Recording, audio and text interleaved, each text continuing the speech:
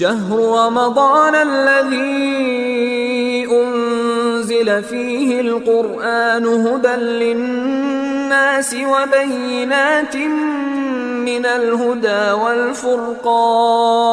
Bismillahirrahmanirrahim. Assalamualaikum warahmatullahi wabarakatuh.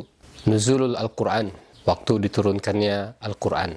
Masyarul muslimin, rahimakumullah jami'an. Bayangkan dunia tanpa cahaya, gelap gulita tanpa arah. Begitulah kehidupan tanpa Al-Quran.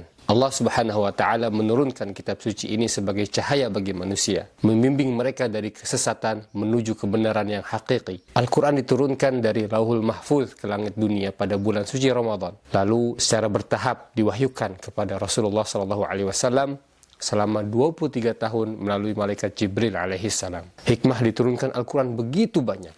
Yang pertama, bahwa Al-Quran sebagai petunjuk hidup. Tanpa Al-Quran, manusia bagaikan kapal tanpa kompas.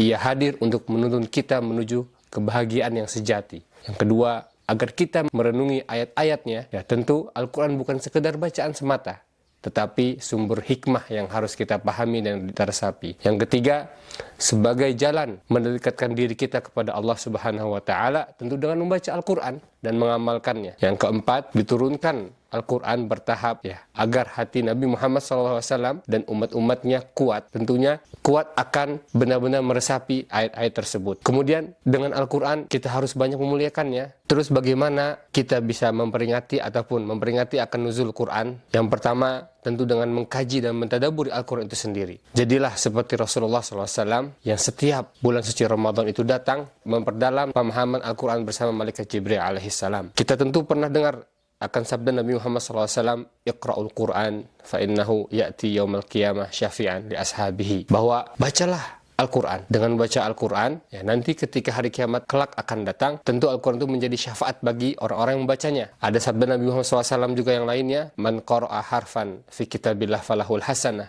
wal hasanah bi asyri amsalihha. Maka bacalah Al-Quran, bacalah huruf-huruf dalam Al-Quran. Ya, dikatakan bukan berarti alif lam itu adalah satu huruf, akan tetapi alif huruf, lam huruf, demi huruf.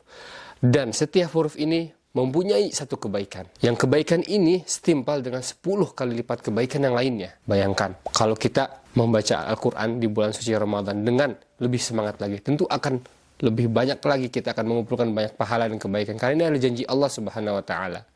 Maka jangan biarkan Al-Quran hanya tersimpan di rak, berdebu tanpa disentuh. Jadikanlah Al-Quran bagian dari hari-hari kita.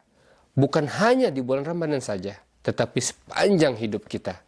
Karena itu, siapa yang hidup dengan Al-Quran, maka akan dimuliakan di dunia dan di akhirat.